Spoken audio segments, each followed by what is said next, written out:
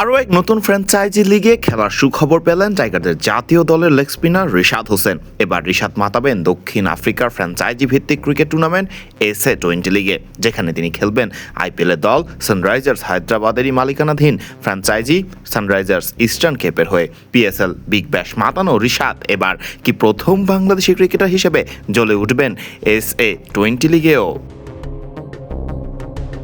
এর আগে বিশ্বের বিভিন্ন ফ্র্যাঞ্চাইজি ক্রিকেট লিগে বাংলাদেশিদের অংশগ্রহণ থাকলেও SA-20-তে আগে খেলা হয়নি কোনো টাইগার ক্রিকেটারের।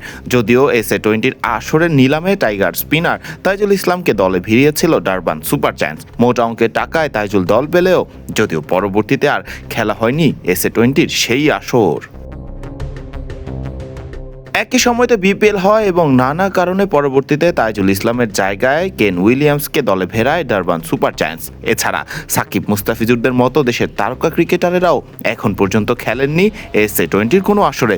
সব ঠিক থাকলে রিশাদই খেলতে যাচ্ছেন SA-20-র কোনো আসর প্রথম বাংলাদেশি ক্রিকেটার হিসেবে।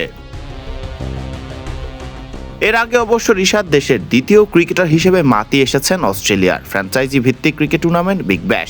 রিশাদের আগে এই টুর্নামেন্ট মাতিয়েছিলেন সাকিব আল হাসান।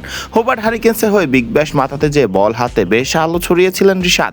সুনাম কুড়ানোর পাশাপাশি বল হাতে কার্যকরী ভূমিকা রাখায় রিশাদ বিগ ব্যাশে হয়ে উঠেছিলেন হোবার্ট হারিকেন্স দলের অন্যতম গুরুত্বপূর্ণ একজন সদস্য।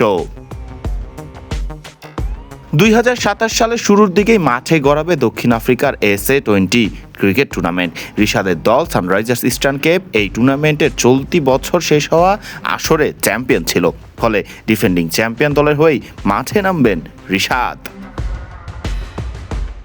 অন্যদিকে 2027 সালেই আবার মাঠে গড়াবে ICC ওয়ানডে বিশ্বকাপ, যে বিশ্বকাপের অন্যতম প্রধান ভেন্যু হিসেবে আছে দক্ষিণ আফ্রিকার নাম। SA-20-র অরেঞ্জ আর্মির হয়ে যোগানো অভিজ্ঞতাটা রিশাদ কাজে লাগাতে পারবেন কি ICC ওয়ানডে বিশ্বকাপে? শিরোপা জেতাতে সানরাইজার্স ইস্টার্ন কেপের হয়ে রাখতে পারবেন কি কার্যকরী ভূমিকা? এটি এবার দেখার পালা। ফরদিন রহমান সকাল, বিডি ক্রিক টাইম।